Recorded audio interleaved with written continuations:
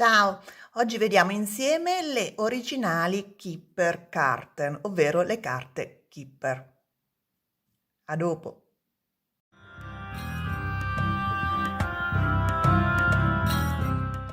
Ciao e benvenuti sul mio canale Minty Tarot. Per chi non mi conoscesse, sono Minty, sono una cartomante ed una tarologa, ma uso nel mio lavoro anche altri tipi di mazzi, le Lenormand e anche le carte Kipper.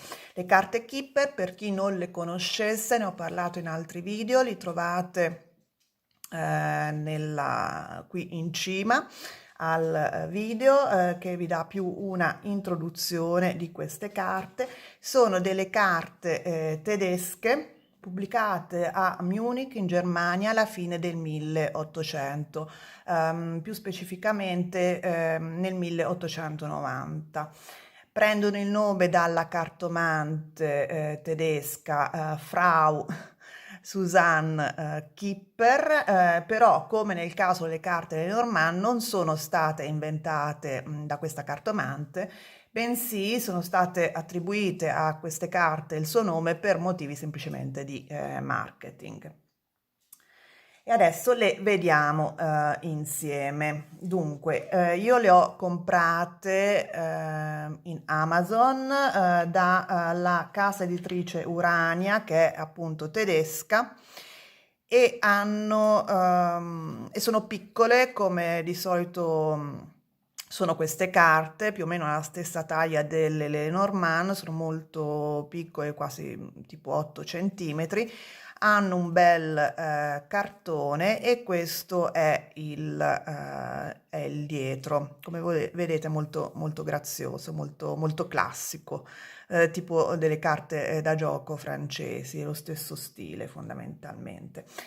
Purtroppo vengono in una scatoletta di plastica molto semplice e senza libretto di istruzioni. Questo vuol dire che se siete nuovi a questo tipo di mazzo dovete comprare un libro a parte, perché non avete neanche quelle piccole istruzioni che accompagnano di solito mazzi di carte. Ora dunque, prima cosa che volevo dire che queste sono appunto le carte originali. In questo mazzo vengono accompagnate da 4 carte aggiuntive, ma che sono semplicemente di pubblicità, quindi potete benissimo ignorarle. Sono quelle originali e quindi quelle che sono state pubblicate appunto per decenni in Germania. Oggi come oggi sul mercato trovate altri mazzi un pochino più aggiornati. Io ne ho comprato anni fa uno molto carino di cui posterò il video sempre qua sopra, però queste sono quelle originali. E siccome rispetto a le Normand, le Kipper sono direzionali, che vuol dire che è importante vedere la direzione dei vari personaggi per poter leggere, diciamo, anche temporalmente la collocazione degli eventi, è importante che siano disegnate bene, appunto che sia ben delineata la direzione dei personaggi. E adesso le vediamo insieme. Dunque,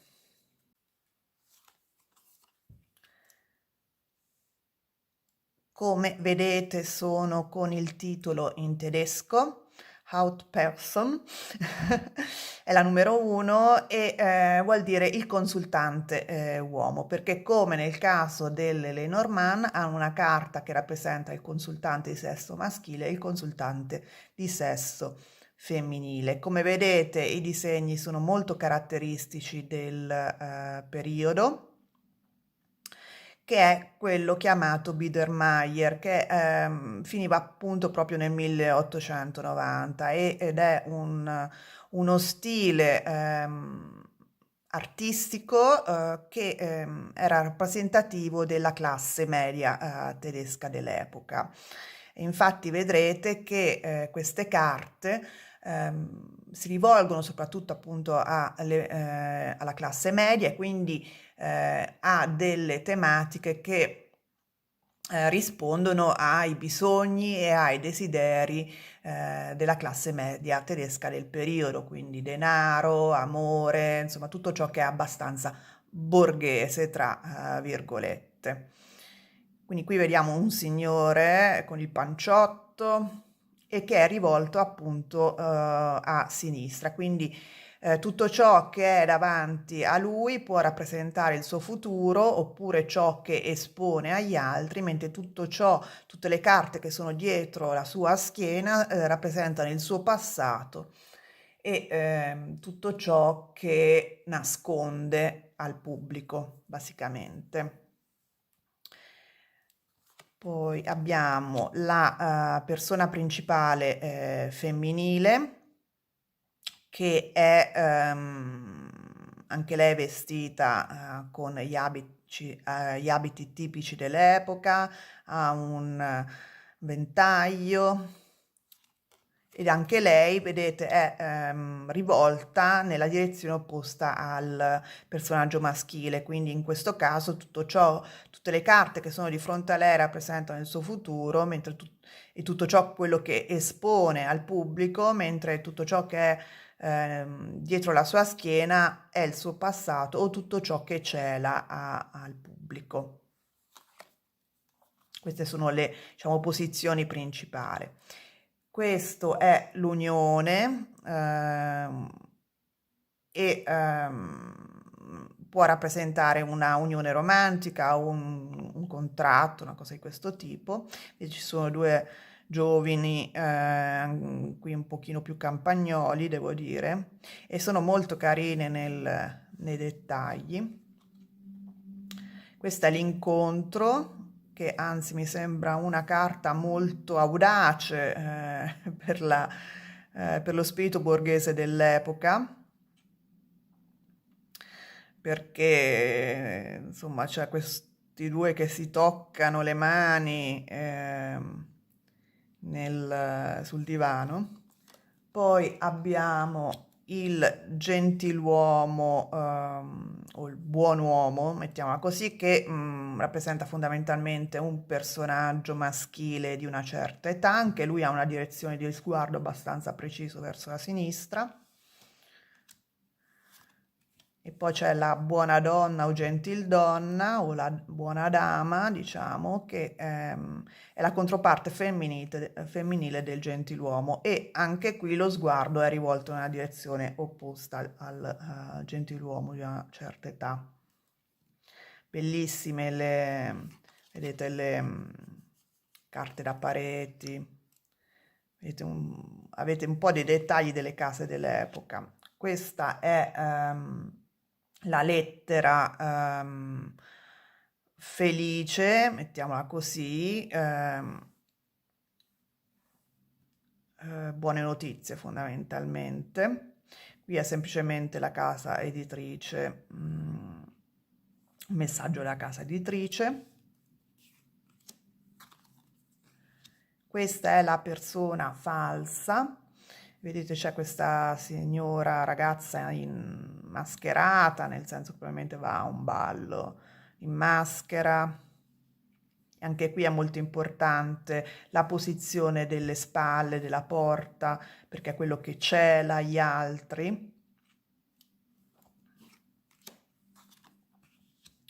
Qui abbiamo il cambiamento, che un po' è rappresentato da un viaggio fondamentalmente in questo caso.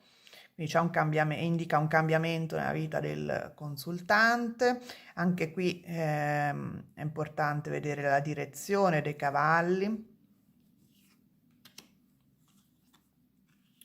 E questo invece è il viaggio vero e proprio. E qui è fondamentale vedere la direzione proprio del carro per capire l'origine del viaggio e dove va. Queste direzioni, questo movimento direzionale delle carte, dei personaggi all'interno della carta, hanno anche un valore soprattutto all'interno del Grand Tableau, perché le carte Lenormand sono usate in un gran tableau, scusate, le carte Kipper sono usate in un gran tableau di 36 carte, ehm, come le Normand, ma vengono lette in maniera differente dalle Normand perché appunto tengono conto della direzione. In questo caso si collegherà una carta posizionata all'angolo basso con la carta posizionata nell'angolo alto della carta numero 10. Poi qui abbiamo molto denaro vinto, quindi che indica appunto del denaro che viene acquisito per chance fondamentalmente. Questo è un altro personaggio, vediamo che ci sono molti personaggi in questo mazzo. Questa è la ragazza ricca e anche qui è importante notare la direzione dello sguardo e la sua controparte maschile è il ragazzo ricco. Non vanno interpretate semplicemente queste figure, questi personaggi come persone, possono essere interpretate anche come situazioni. Quindi è importante appunto seguire la propria intuizione per decidere come interpretarle. Questa è la carta delle notizie tristi. Infatti c'è la signora che piange perché ha ricevuto una lettera triste con brutte notizie. Questa è un buon risultato in amore, letteralmente, come traduzione, cioè la coppietta di colombe. E questo è proprio specifico, soprattutto per le domande in ambito relazionale. E poi questi sono i pensieri i suoi pensieri, cioè dell'uomo, della controparte maschile, in caso si faccia una domanda relativa a un personaggio, a una persona maschile. E indica appunto la carta sopra il suo cappello, comunque sopra la testa, in generale, indicano i pensieri di quest'uomo.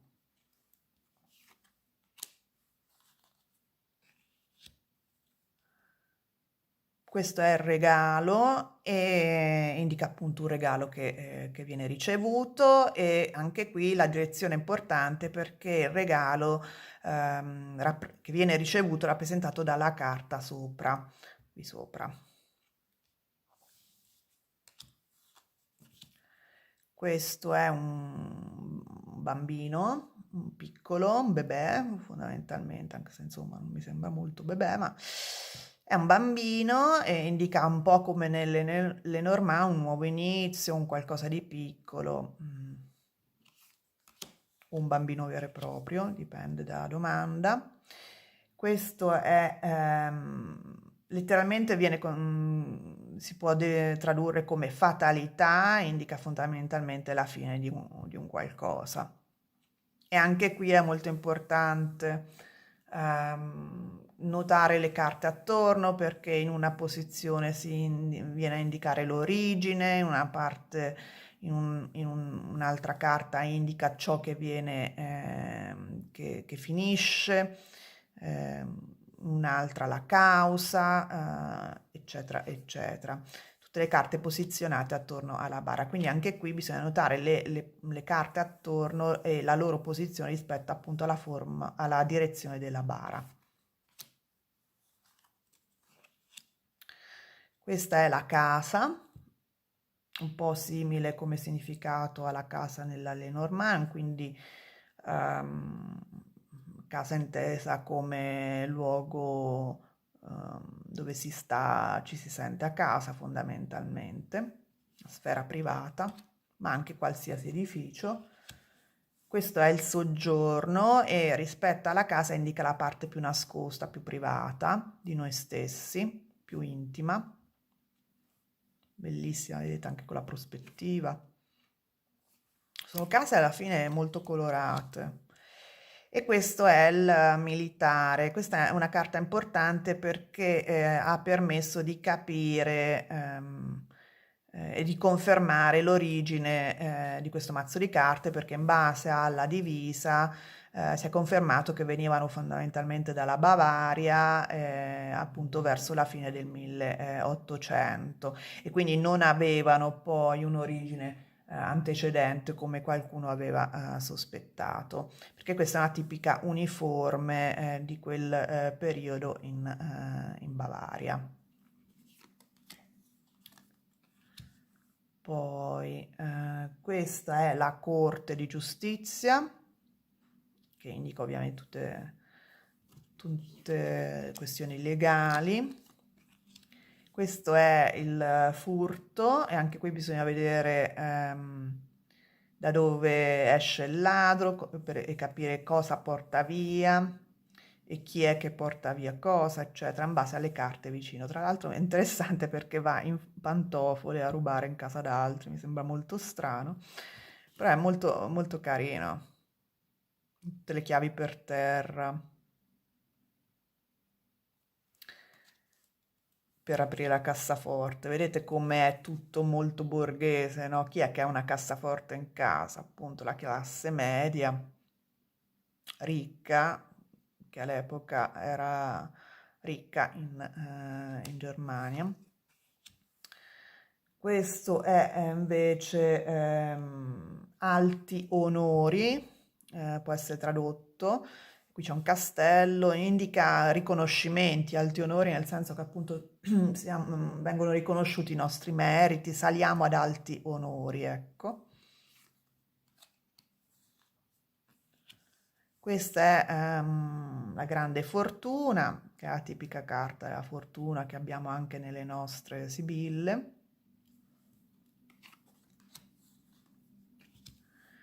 Questo è denaro inaspettato, anche qui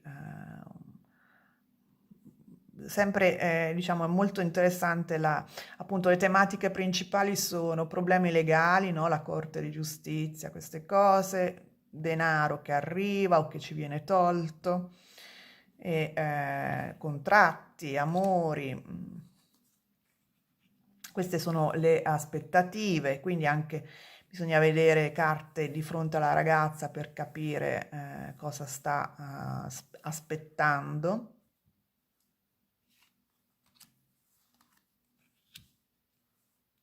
Questa è la prigione, che è appunto legata sempre ai problemi legali.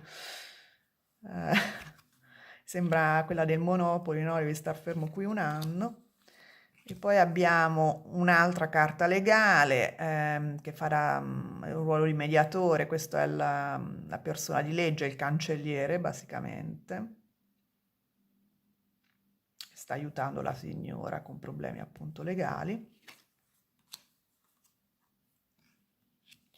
Questa è la malattia breve e viene anche utilizzata per rappresentare la sensualità, o diciamo, siccome c'è il letto, no? Ci sono due persone vicino al letto, quindi viene usata per rappresentare anche possibili storie, avventure sessuali, ecco.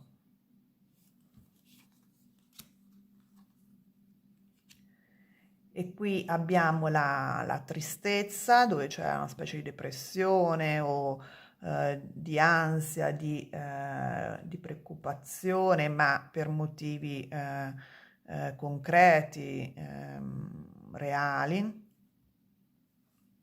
che si differenzia da questa, che invece sono i pensieri cupi, che è un po' più psicologica, nel senso che evidenzia soprattutto che siamo noi a preoccuparci per qualcosa senza avere sinceramente delle basi reali di preoccupazione.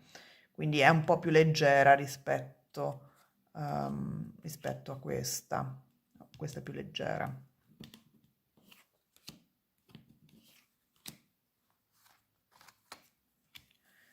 Questa è semplicemente la carta che rappresenta il lavoro.